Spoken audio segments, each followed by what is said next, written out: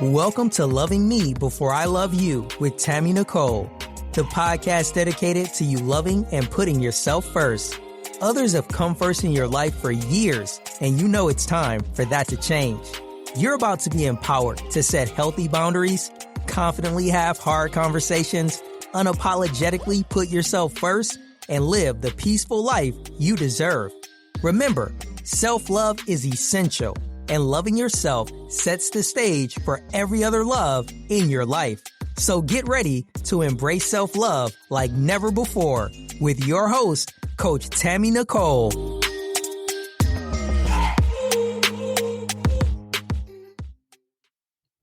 Hey, it is Transformation Tuesday over here at Loving Me Before I Love You. I am so excited, y'all. We are at the end of February so fast. I can't believe the month. Matter of fact, the year. We moving through it real quickly. And we've been talking about love all month. We talked about dating. We talked about marriage. We talked about being single. And today we're going to talk about divorce. I have a special guest on the show with me today. She is let's talk about how we started off from a business relationship that turned into a friendship. And so she's just my girl. I have none other than Miss Carla DuPont. You may know her from being a ghostwriter. You may know her from being a fabulous author. I know her as editor, author, friend, all of the above. And I'm just happy she's here with us. She just released a book talking about divorce, and it was like the perfect match. Her book came out. My subject of divorce for this episode was available. I said, who better else to bring than my friend? Welcome to the show, Carla. Thank you, Tammy. Thank you. I am so grateful to be here. Thank you for having me. This is exciting. It is. It's exciting for a lot of reasons. I think when we talk about the subject of divorce, a lot of times I guess like recently, I don't even want to say it's celebrated, but so many people are going through it or have gone through it. It is a subject of conversation. It's not so much hidden under the shadows anymore. Like back in the day, it used to be like, don't talk about that. You just kind of do it. You still see people sometimes do it and don't say nothing. And you be looking at their social media like, wait a minute, I ain't seen a post of this person in a minute. And you be back, like, suspect. Right. And trying that's to figure one of the topics I talk about, how people knew, because I was of the old school mentality. Oh my gosh, I'm getting a divorce. This is so embarrassing. I didn't say it. Even my closest friends did not know, but people began piecing together from my ex-husband's social media that he was not posting me. I was not posting him. And there were cryptic messages that he posted, and they were inboxing me like, hey, what's going on? Isn't this your husband? Why is he talking like this? So you are absolutely correct. Technology made a big difference. It does. All the time. All of the time. Putting people all in your business. My goodness. I think that's why sometimes when we talk about relationships, when people are even in a dating phase and they talk about, do you post on social media? Like, do you post your significant other? You have people nowadays that are more reluctant to do so.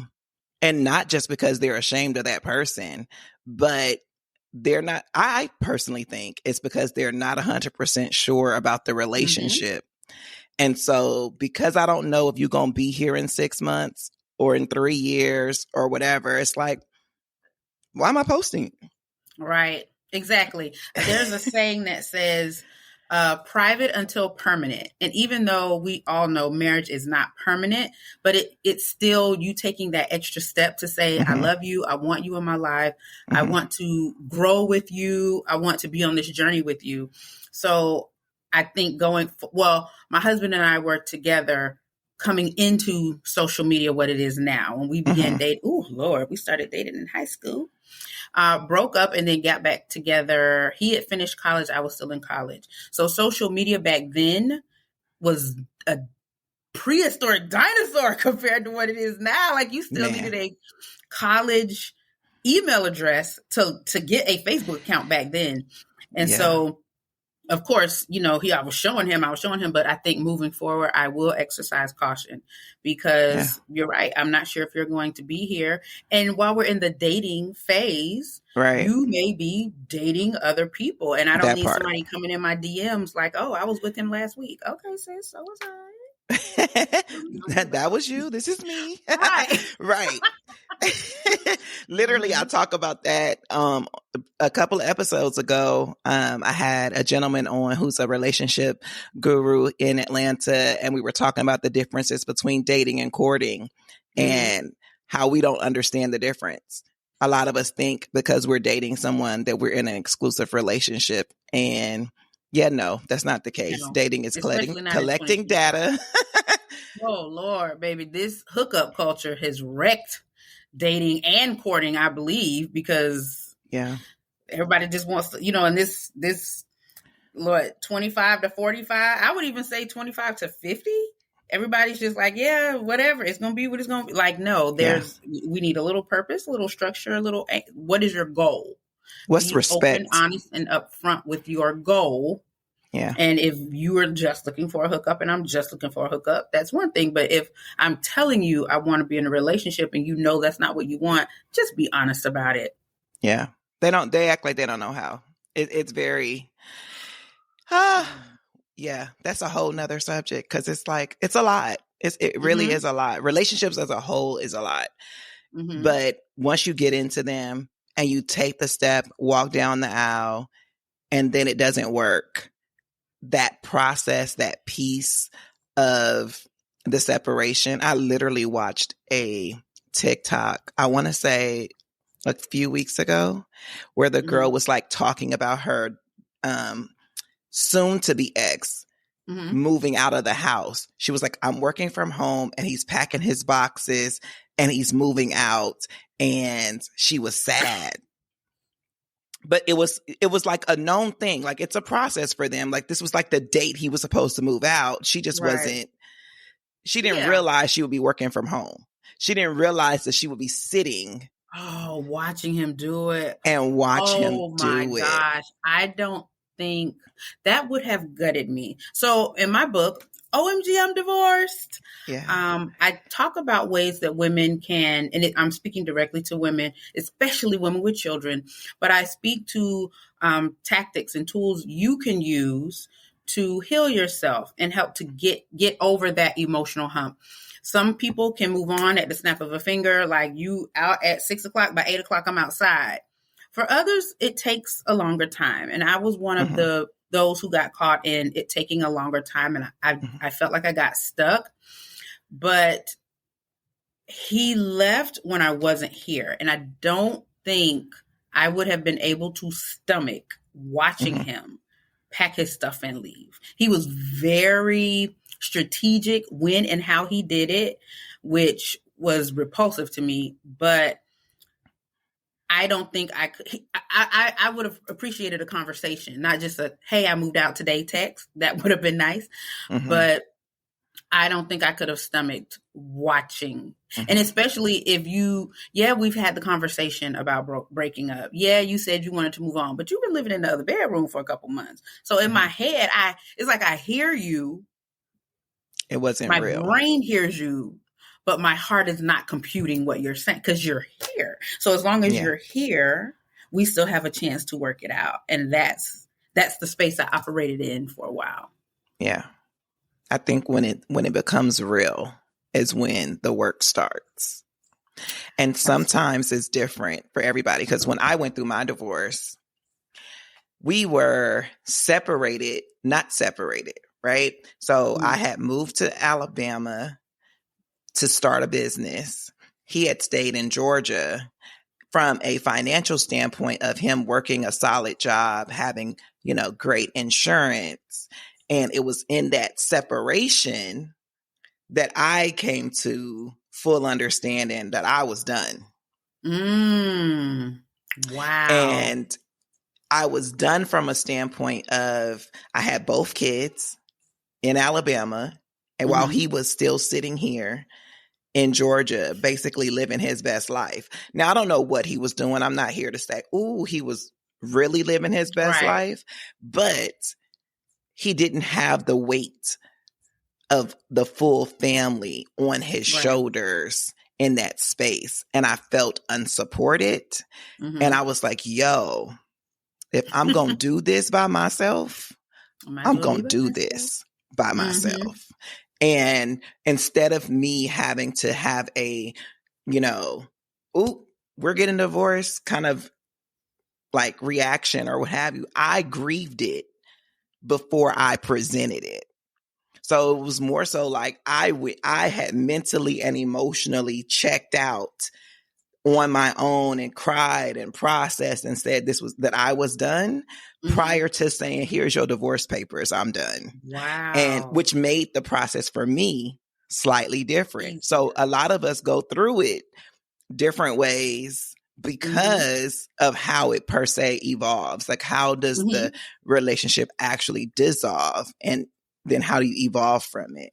So I get it. Like, it can take a while. But the interesting thing is that even after that, I still myself felt like I still had to go through a process of, oh, okay, yeah, I don't have this anymore. Like, I don't have this person to call for something needing to be fixed in the house, or, whatever the case may be. I still had to go through that and actually feeling it, and being a mom and having kids and watching them have to. 5 more layers on the cake. 5 more layers. I remember, to your point about not having him to call, I remember so my son was, I believe, 8, and his dad had just moved out, and the light in the chandelier in the living room went out. So I'm short, right? 5 to 1.5. Please give me the half. Yes. I had to put a chair in the living room so I could get. So Chase came out. He's like, Mom, what are you doing? I said, I'm changing the light bulb. He's like, no, get down. I'll do it. Because he'd never seen me do it. He didn't think I knew how. But also because now he's feeling like, well, I'm the only male in the house, so I have to step up. Yeah. It was very important to me. Ooh, I'm going to have to add this in the next book. Your son is not your man. Amen. People would say to him, oh, you're the man of the house. And I would say, absolutely not. He is a child. Don't tell him. And they would say it over. I always heard, oh, you're the man of the house. He's not the man of the house. He's a male in my house. He's not the man of the house. Don't put that pressure on him. And so I get the whole not having somebody to call, because now we believe in gender roles over here. So now I'm doing the roles of both genders and carrying the weight of the family and the weight of the mental load of the daily decisions and the appointments and the homework and the shopping and getting them to and fro. And, oh, my air conditioner broke down. I got to find somebody who can fix it and hope they're not, dragging me through the mud with these prices, because I have pictures with me and my children. So it's clear there's no man here, and hoping that they don't break me over the coals with the prices because they see I'm single. Right. So I get all of that. And you just made a very interesting point, because, I go through that too, where Deuce is like, I'm the man of the house. Like, he himself, Boy, and I would sit down somewhere. And I would say, but I got it. You know what I mean? Like, but I have to protect this home. You really don't. But at the same time, I also don't want to diminish his thought pattern of what being the man of the house really looks like either. Right? Like, if your thought pattern is that the man of the house is the protector, is going to care for and make sure certain things are done, I don't want to stop that thought pattern to be like, nope, that ain't it. You just don't have to do it here. You know what I mean? Like, well, I say, as a man, or when you grow up, like, you're still going to do this, and you're going to do, I call it man-ish, where we got into it over COVID, because he was like, he turned 13 during that period of when we left school and going back to school. He turned 13 in that like year and a half. And I'm like, okay, you need to start doing man-ish. And he was like, what? I was like, yeah, I just bought this. This was one of our projects. It's a bar. I bought it on Wayfair and was like, let's put it together. Of course, we didn't start with that. We started with a little end table. Very, very simple. Didn't even really need a screwdriver. You could do the screws with your hands. He's like, I don't know what to do. Figure it out. That's man stuff. figure it out. So we Yeah. went from an end table to a coffee table to dressers on the side of my bed to I have those big utility storage things that can hold like 2 tons for all of the books. Stuff. Yeah. I have 3 of those, 2 in the garage, 1 in the mudroom. Put it together. I said, now I'll help you because, you know, some of the pieces were long, but you figure out what to do and you tell me how to help you. So if you don't know, look up the model on YouTube, watch a video or read the instructions and then say, okay, Ma, do this, Ma, do this. So when it comes to doing man stuff, my son does man stuff, but he knows he's not the man of the house. I don't want him to feel that burden. Yeah. Again, 100% agree. I think we tend to, like, when we're a single mom, we don't always know how to navigate that piece, right? Because you do want a male to give guidance and, you know, for them to have some man to look up to. And it's like you still have your dad, but because he's no longer present 24/7 in the house, it's like the day-to-day stuff that you can't be like, go to your daddy and let him show you. It becomes, okay, how are we going to navigate this? How are we going to do it in a way that we're not causing trauma in the process? Absolutely. Because that's my whole thing.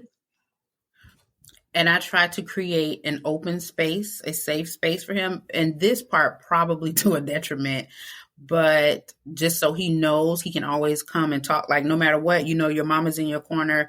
I want him to be seen and felt and heard. I want him to understand that I see him, I hear him, I feel him. But then also keeping him involved in community. Like when I see opportunities for his dad to teach him something, I'm like, hey, why don't you let Chase help you put that desk together? Now, he may or may not do it, but I'm planting the seed. Like, you know how to use your hands, teach this boy how to use his. And then I have him for his birthday. He turned 16 earlier. Well, last year. He's about to be 17. He just turned 17.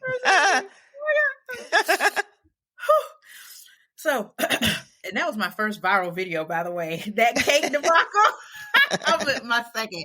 But yeah, so I wanted more because he had a super sweet 16, but I wanted more for him to walk away with. And I realized I'm at the age where, not to be, you know, dismal, but Black women drop dead. We have strokes, we have heart attacks, we drop dead. We are stressed out, we are overworked, we're carrying our burdens and everybody else's, but we put everybody else's needs before ours. And then the next thing you know, so-and-so is just drop dead. You're like, wait, what happened? So I wanted him to feel like if something were to happen to me, God forbid, there's still a community of people around him. So his birthday started like 7:00. That earlier that day, we had a men's brunch. I rented out a wine cellar. So, and I dressed up the table, nothing crazy, but just, you know, make it look nice, place settings and chargers and a few flowers. And I invited men who I know are upstanding young men, different phases. I had millionaires in the room. I had people living paycheck to paycheck in the room.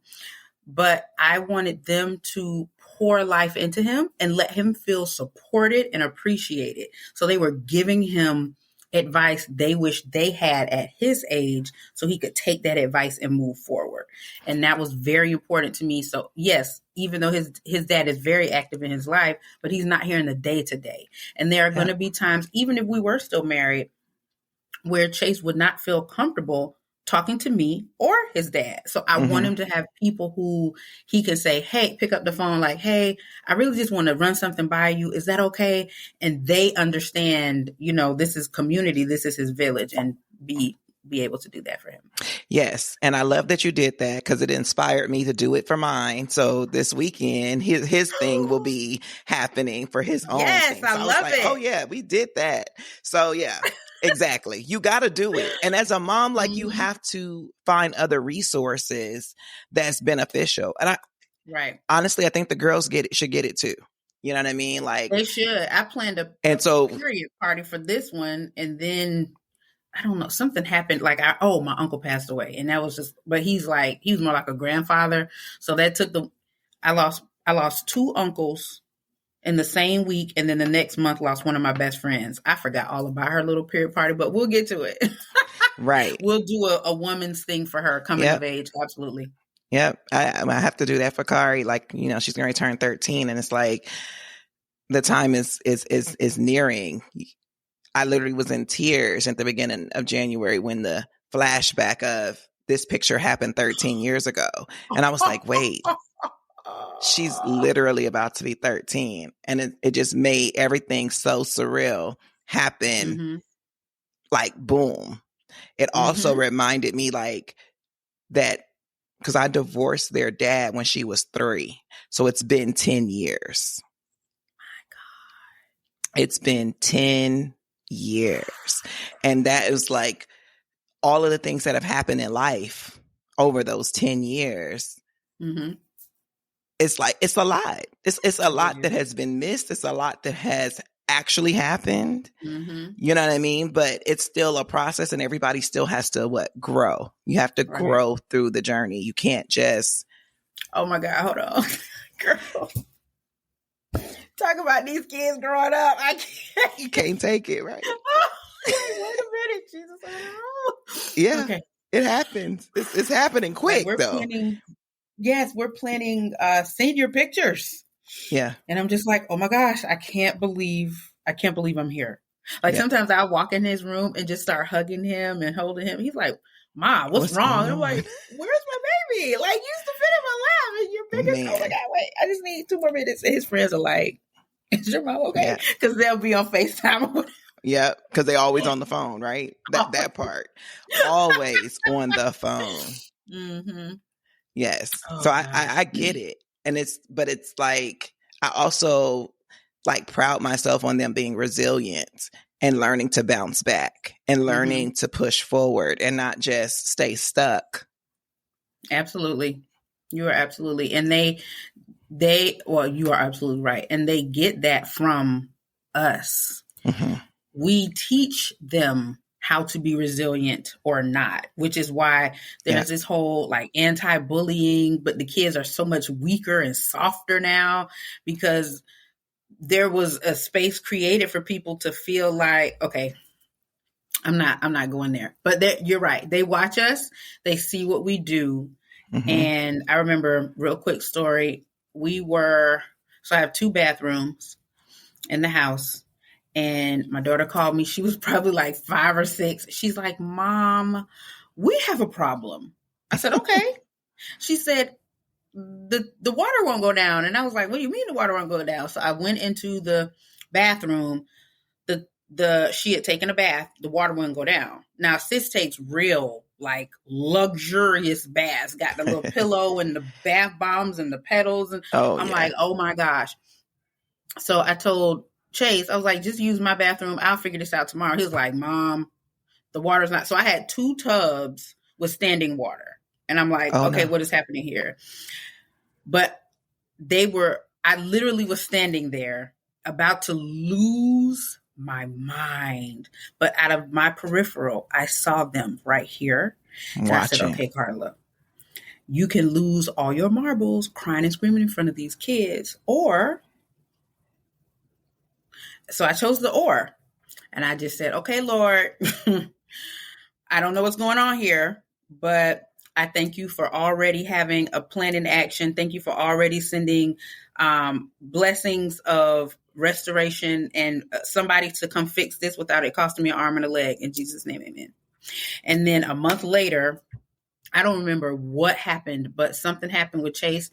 And before he even reacted, he just started praying. And I was like, wow, they learn how to cope based on how they watch us. Absolutely. Absolutely.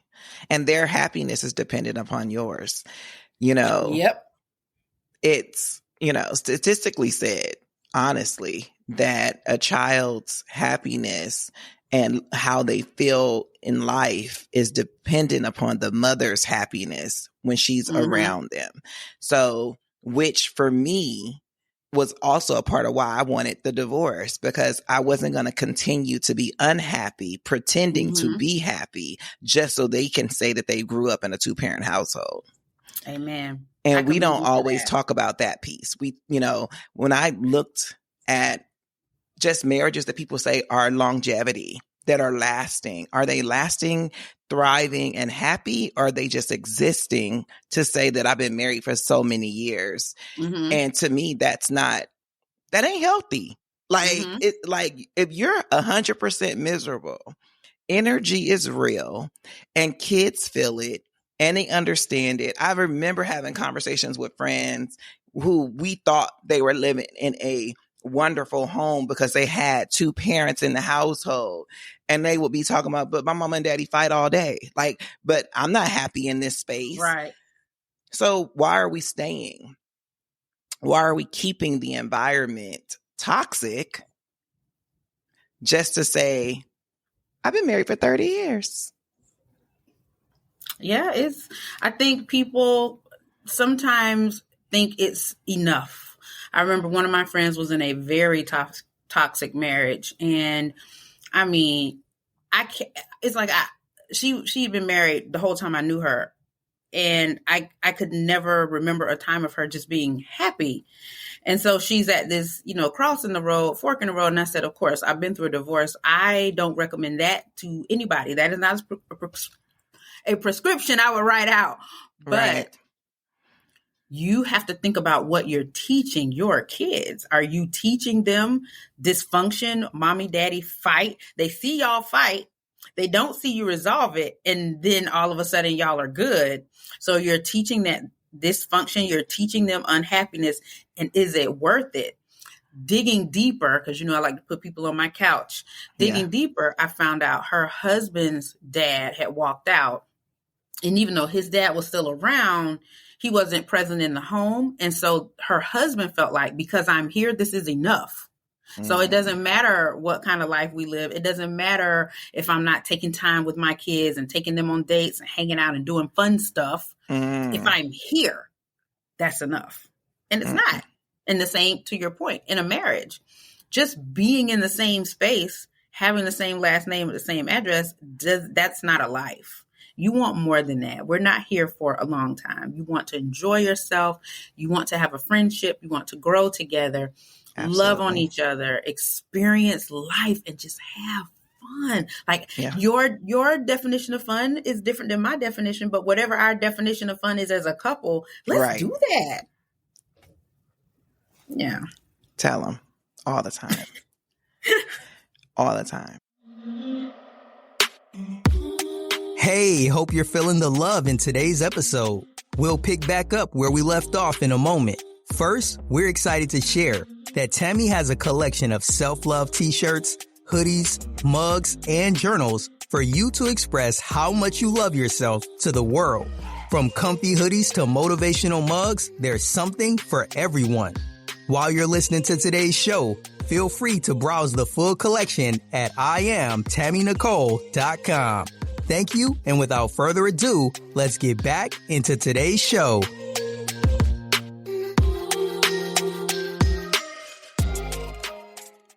So when you were writing your book, did you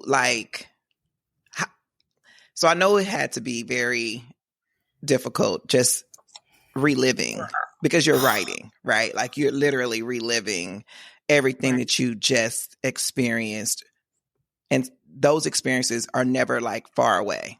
You know what I mean? Like I just said, it was 10 years ago, but I can remember it like it happened 2 days ago versus the 10 years. You know what I mean? So when you decide to write a book about it, reliving the emotions and going through that, was it helpful for you, or did you find yourself having moments of I don't know if I want to do this?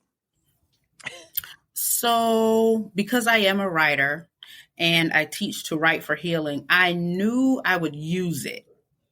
So I began writing almost a diary of sorts, like things I was going through on a day-to-day. But one, it got too painful because our separation divorce was Lord Jesus, help me, emotional and crazy. But then also, I didn't want them to get older, get their hands on that diary and read through everything we went through. So I stopped writing about it, but I had a note in my phone, and I would just add principles that I wanted to talk about, principles that I wanted to share, or things I wanted to remember for myself, like man stuff, things like that. Like, okay, we got to make sure we teach Chase man stuff. Okay, we got to make sure we're focusing on keeping the house clean, things like that, but as it related to divorce. And so those tips or points were my writing, the foundations for my chapters. And I think when I began, I had like 70, and I narrowed it down to this first book is 14. Of course, there'll be a part 2 because there's a lot of meat on that bone. But because I was writing it almost from a clinical standpoint, it didn't hurt at first. I was just writing about the topic. And then I let my mentor read it, and he said, this is great, but why would I take advice from somebody who's not sharing pieces of themselves?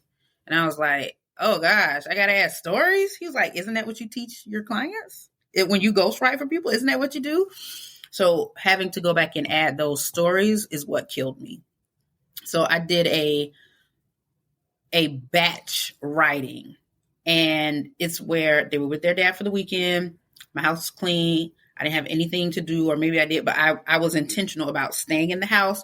I made sure I had food and wine, and I wrote all 3 days. Like, phone was off. I'm not paying attention unless it's my mom, my dad, my kids, and my brother. Like, nobody could reach me. I was just cocooned in my house. That first 3 days, I wrote 15,000 words. And it was like, imagine being in the desert and just having a tantrum, like just stop. It was like the dirt rising, the soot, the sand, the light parts of the dirt rising, and they just clouded me. And it was so hard. I didn't touch it. I didn't look at it. I didn't edit it, nothing for 2 years. I just left it on my computer. It was very, very difficult. And then the Lord, who had given me the idea to even write the book, started sending me Goodyear blimps of people coming to me who I didn't know, were like, God gave you a message. You're supposed to be writing this book. You need to get it done. You're being disobedient. I was like, okay. So I had to read back through what I wrote so I could write it in the same voice. And it was extremely painful. Like, all the way up until this book has been in progress for 5 years. So all the way up until I released it, the beginning of the year, when I read through it the last time before I hit publish, I cried. It was hard. Just reliving it. It was definitely hard. But did you feel the release? Like, did you find yourself finding peace with the release? I think the peace came with the journal, because in the journal, I summarized the chapters and then I asked questions so the readers can do a deep dive on themselves. And me creating those questions helped me to release what I feel, a lot of my frustrations that I still have. Yes, there absolutely was a release in the process, but it took a long time to get there. I will not lie. How would you, or what would you advise people who are women, of course, who are maybe feeling stuck and still overwhelmed post-divorce? Ooh, that's a really good question. We become who we are. We become wives, we become mothers, and those titles define us. You have to come up with a way to express yourself. So for me, it's writing. I've written several romance novels over the last couple years. Creatively, I do fun things with my kids. My daughter's into ASMR, and she was watching an ASMR video of them pouring resin boards. Do you know what a resin board is? It's like it's like clear plastic that gets really, really hard, and you can make it in different shapes. So we made these basically like baby TV trays. Okay. And that was our Christmas project. So we went on YouTube and looked up how to make resin boards. I bought the resin, took them to the store, let them get whatever colors they wanted. It was a learning experience. It was frustrating, but it was also exciting because it was something new and something we were doing together, creating core memories for them. So, and myself. But if you are stuck, you have to romance your life by looking around you and seeing how creative you can be. How can you get this energy out? If it's working out, work out, go to a new gym, start different types of working out. If you're used to working out in the gym, start doing at-home workouts, take your butt outside, go to a park. If you love to cook, start a Pinterest board and do like healthy recipes, desserts, specialty drinks, and just start add all these things to the board. And then once a week you try a new recipe, have some friends over, like, hey, I'm going to make this. We're going to try these peach drinks. And if the theme is peach, then you make your friends 4 peach drinks and y'all drink and laugh and talk. But whatever it is that gives you a sense of happiness and excitement, find that and dig into that. Do more of it. Yeah. That really helped me with my release. Yeah, I think finding myself was the key for myself. I think because when I always say this, especially when I do my self-love coaching things, I say, I got a divorce because I discovered myself. And that was a part of it. You know what I mean? Mm-hmm. Like when I felt that whole, if I'm doing it by myself, I'm going to be by myself. It was because I was discovering myself. I was discovering who I was. I was discovering my worth. I was discovering what I needed to stand for, and not just settling for this image, not just settling for, well, yeah, I did get married. Yep, I did have 2 kids. Maybe I should just stay. I didn't want my kids to grow up in a broken home, blah, blah, blah, blah. That would be me settling for an image. And so I think we lose ourselves. As you mentioned, the titles become us, but that's not who we are. And I think if we stop putting titles and making them us versus being us that have a title, like you go to a job every day and they give you a title for a position, that title is not you. That is what you're operating in. When you meet somebody for the first time, you say, oh, okay, well, tell me a little bit about yourself. Well, I'm a writer. So whatever your job is, that's we take those titles and attach them to ourselves, it makes it that much harder to move past it. In this case, a divorce, because you have to learn, like, I'm not his wife anymore. Right. I'm not his wife. I'm not his wife. I'm not his wife. But what comes along with that? The friends, the family, everything showing up attached to school function. Like, right. So your life not revolves around, but the divorce and detachment are so interwoven into your life. You have to learn how to separate yourself and find joy in other pockets that will maximize how you see this side and minimize the heartbreak and sadness you're going through on this side. Yeah, absolutely. Where does acceptance come into the process? Acceptance came early for me. Because I would say that was probably one of the first things, because now we're in a time where women are leaving the men. And I don't know if that's how it normally goes, but for a long time, it was like, this blank left me? Like, you left me? Why? What was the problem? Why did you leave? Like, there wasn't a here's an event, I'm leaving. It was just like one day, hey, I'm leaving. So because I questioned myself over and over, like, what's wrong with me? Why would he leave me? Did he not like this? Did he not like this? Did he not like? But I had to first take responsibility for my role, and because it takes 2 people to make a marriage work. Absolutely. It only takes 1 person to walk away, but 2 people have to put in effort. So I reflected on what I did or didn't do. And then I said, you know what? It's not me. I accept my part. I apologized for my part. And if he felt like I wasn't as attentive as I could have been or as loving as I could have been, but this is where I am. I'm changing light bulbs by myself. This is where I am.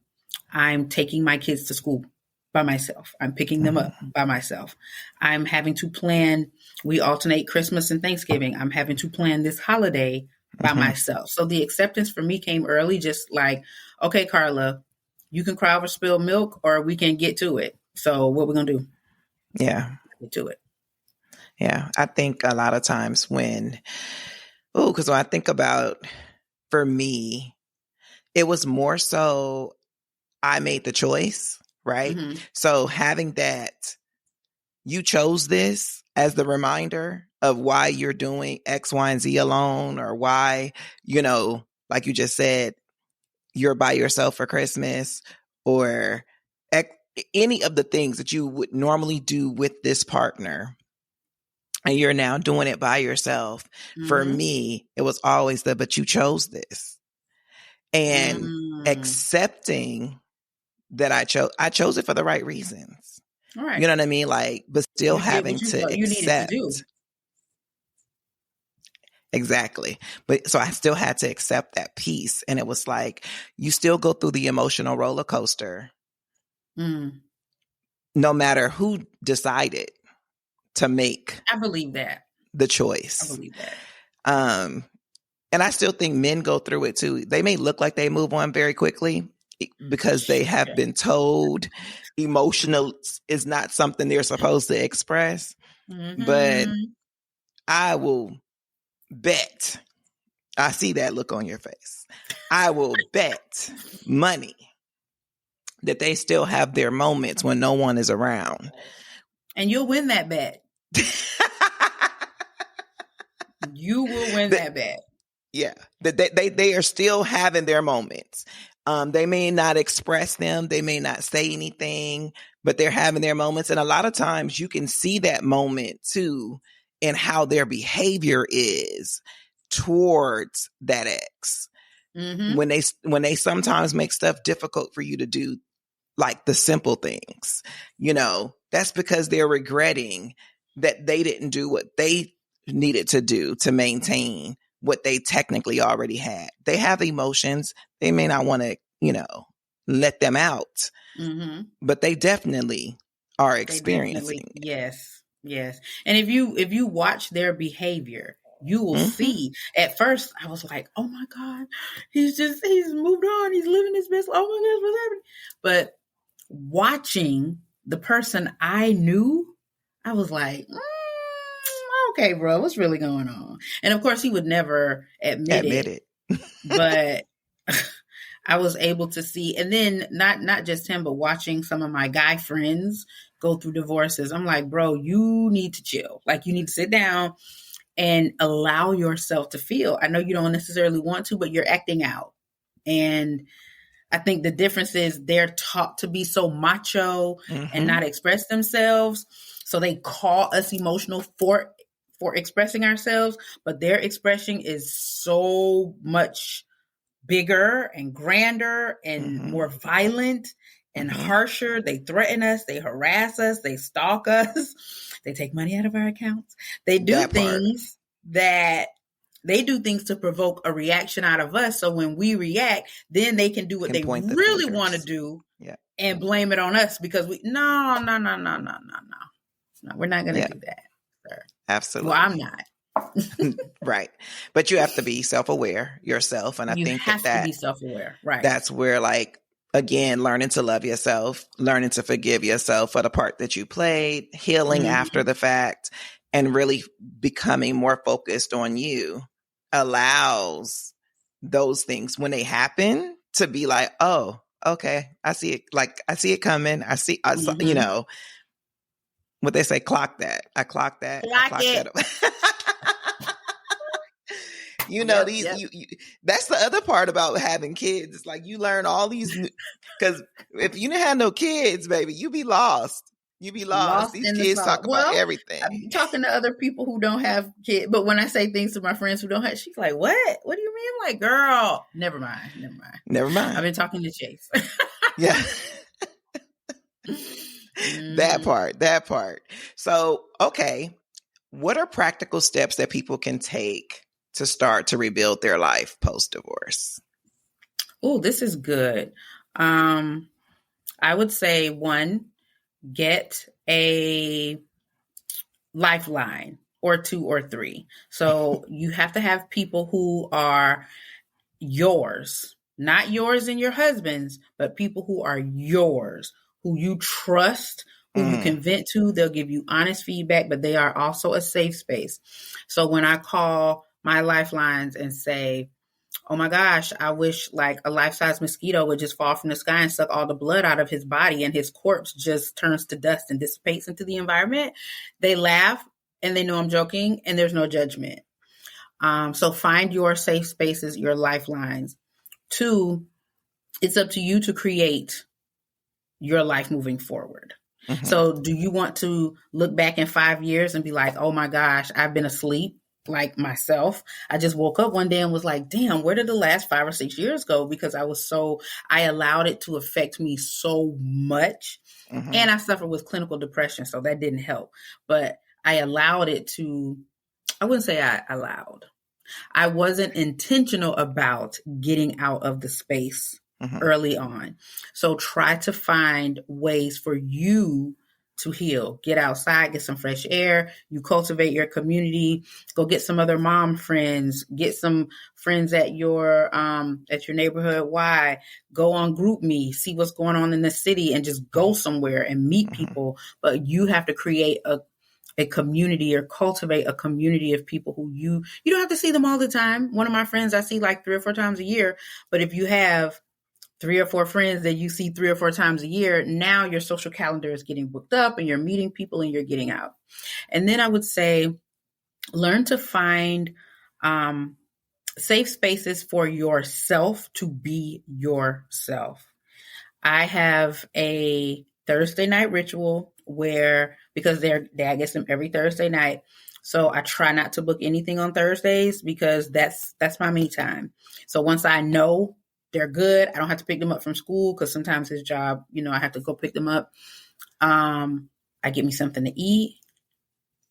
I light an incense. Well, I eat, light my incense, run my bath, give myself an at-home facial, but I sit in the tub, I soak, I exfoliate, and I just love on me and then veg out. So whether that's watching a series on Netflix or Hulu or just reading a book, I just immerse myself in a whole nother world, but it feels like I'm loving myself and it feels luxurious.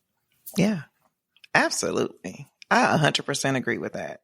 I agree with having me days all the time. Okay.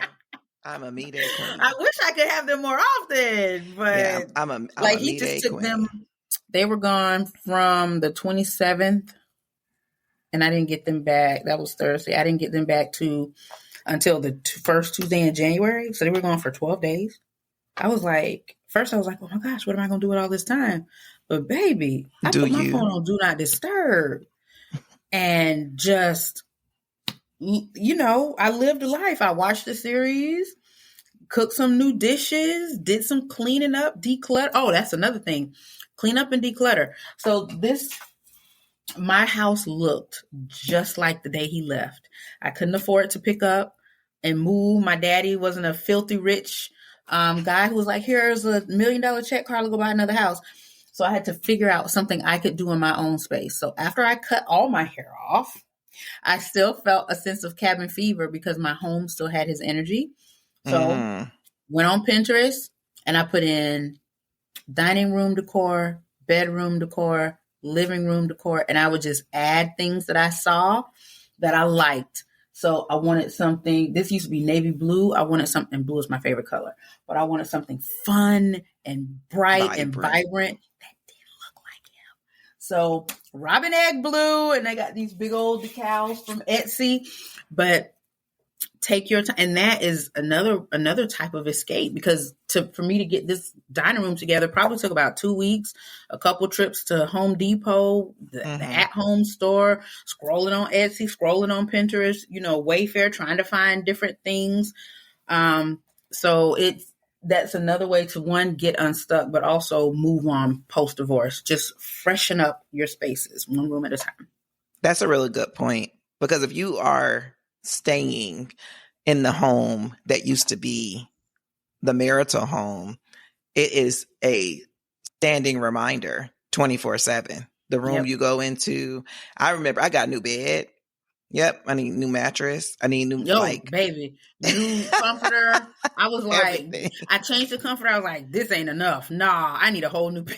Whole new bed. Yes. Frame, mattress, whole thing. Let's put this old one on Facebook Marketplace. Like, damn, this don't even look like the same. I know. It's not. Because it's not.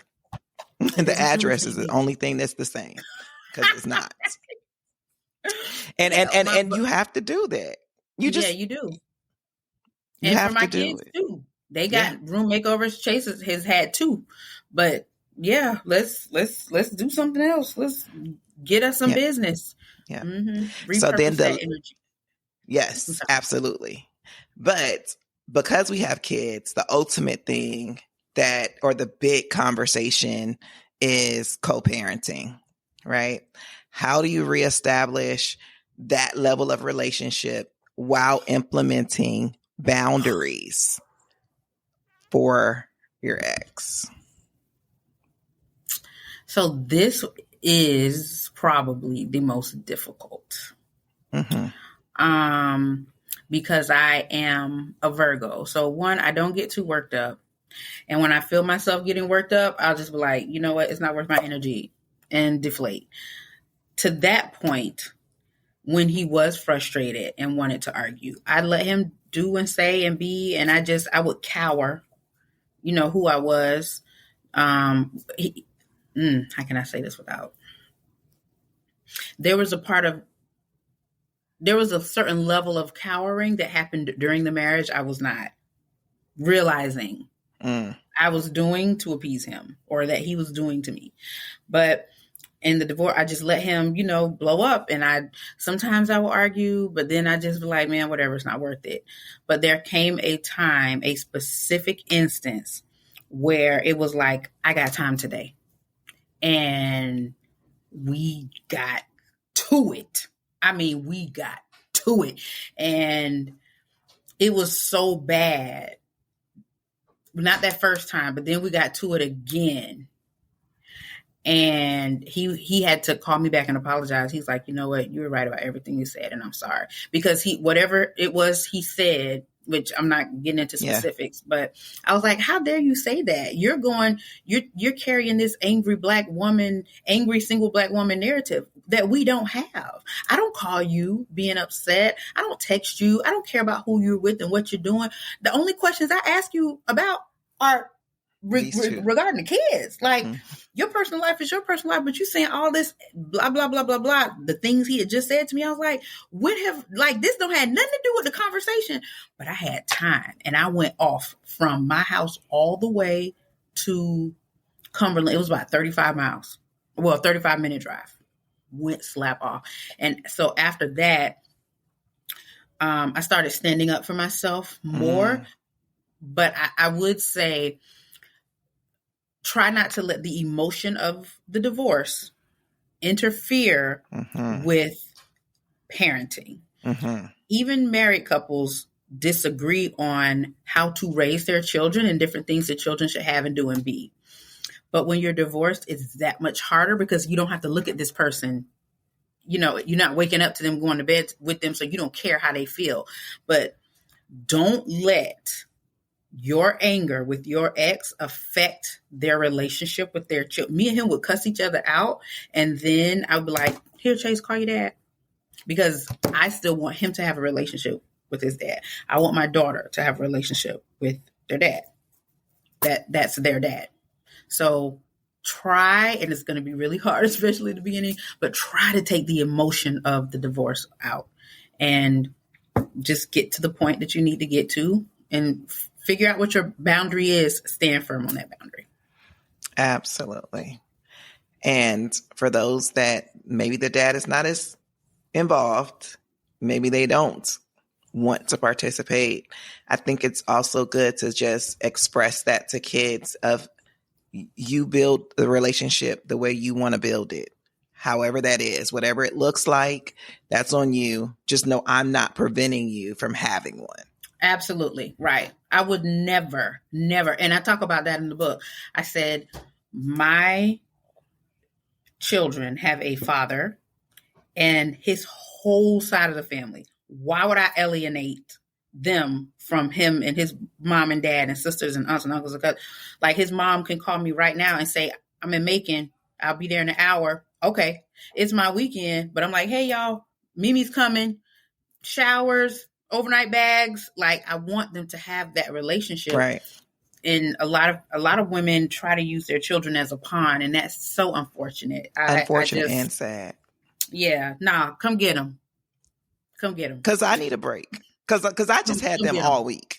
Because I was just doing, like, man, mm-hmm. I will say that is no woman wants to be a single mother. No, you don't. It's not a desire, right. And it's not something to sign up for intentionally from a standpoint of just wanting it. You know what I mean? I'm gonna sign up for it as I did based upon my own health, mental well-being, etc. But I'm not gonna sign up for it just for the sake of. It's not a badge of honor. I will say that. Absolutely not. Take that cape off. It's not a badge of honor, but that is the one thing I wish that my kids did have that they don't have. And that's consistent involvement from their dad and his side of the family. I do feel like, I don't keep them from nobody. If they decide that they want it, by all means, pick up the phone and call and say, hey, can I get them? By all, absolutely, have at it, but I think that he did them a disservice by drawing a line in the sand when the divorce happened to be it like, I don't want y'all talking to her. Anything regarding my kids, if I have them, you'll see them. If I don't, you won't, type of a thing. And so he did them a disservice. Ain't got nothing to do with me. Now they got the number. They can call whenever they want to. Do they call? No. Nope. And everybody. The other thing is, well, you should enforce them to call them. And I'm a firm believer. No, they're children. No, they're children. Now, to your point, the phone call works both ways. It does. And I have heard people say the kids should only see his side when they're with their dad. And I'm like, that doesn't make any sense. No. They're with me like 65, 70% of the time. If they only saw his side, like their cousin had a graduation last year and he was like, hey, can we switch weekends? Or, hey, I need him. I'm like, yeah, come get them. Take them to the graduation. They'll see everybody there. Why would I only let, I got into actually a big argument with somebody close to me about that because they wanted to see the children. And I said, oh no, I'm sending them with their dad for blah, blah, blah, cha-cha-cha. That's unfair. Unfair to who? First of all, it's unfair to the children. It's not unfair to me. It's unfair to them for them to have to miss out on a family event just because it's my weekend. That's crazy. And there was something else you said I wanted to hit on, but was it about the calling? Anyway, yeah, I'm not subscribing to any of that. No. Like one of his aunts doesn't particularly care for me, but his freshman year homecoming, she was right there, taking pictures and helping him get ready. And we got ready here. And then I took him to his dad's house and she was at the dad's house and like, hey, that's your nephew too. You don't have to talk to me. He's 14. You can call him anytime you want. Yeah. Text him anytime you want. That's my thing. They have their own phones. It's not about me. Like I felt like when they got their own phones, I was immediately removed from the equation of any real need of communication outside of because they can arrange their own things. If you call them and say, hey, I want you to come. No, this is what I mean. Listen, I promise. Okay. If they want them to attend something, they could call them and ask them, hey, this is going on. We want you guys to come. They want to go. they have all rights to me to say, hey, mom, so-and-so called and invited us to X, Y, and Z. Can we go? Do we have anything planned, that they may not be aware of? And I could easily say, nope, sure. Where we supposed to meet? Because on one end, it's teaching them how to handle business. It teaches them how to create, an event or have something planned and orchestrate the details. But because they have their own phone, they should be able to do that. But when the calls ain't coming, either way, it's like, that's the only part that I personally feel sad for them in reference to how much interaction they have. Now, granted, you met them. Kari 10th birthday. If I throw birthday parties for these kids, I send invitations to everybody. It's on you if you show up. Yep. It's on you. I don't alienate and say, oh, he can throw their own birthday party. Yeah, that's crazy. Who's doing that? Like, what's the point? You know what I mean? Like, that's retarded and it's stressful. Everybody's invited to everything, and that's the way it shall be. Thank God they have a great relationship with their dad. He's very active. His family is that was the other point. His family is very active. My kids have villages on both sides. But I do make him, and I've been doing this for about 2 years. You said that people are like, oh, you need to have the kids call me. When he hit 14, part of his man stuff, I said, you need to call your grandfathers every Sunday. So he has, my mom is remarried. So my dad, my stepdad, and then his dad's dad call the grandfathers every Sunday. And I'm doing that so he can get life lessons and information with them, build that camaraderie. My dad is a lot older. So, so I'm like, get this while you can. And then also because I didn't have any grandparents growing up. So Queen is still young, but I don't make her do it every Sunday. But I'm like, hey, when's the last time you talked to your Mimi? All right, go ahead and call her. That's their dad's mom. I'm like, call Mimi, check on her, see how she doing. Or mama's been sick. Won't you call my mom and just, like, what are we doing on this Saturday? Nothing. Call your grandmothers, plural, and then you can do whatever you want with the rest of your day. So I do make them call the grandparents, but anybody outside of that, child, please. Not gonna do it. Yeah. Wow. And so that's my brother too. Like, he can call you if he want to talk to you. Yeah. You have to. Like, I feel like relationships are built intentionally on both ends.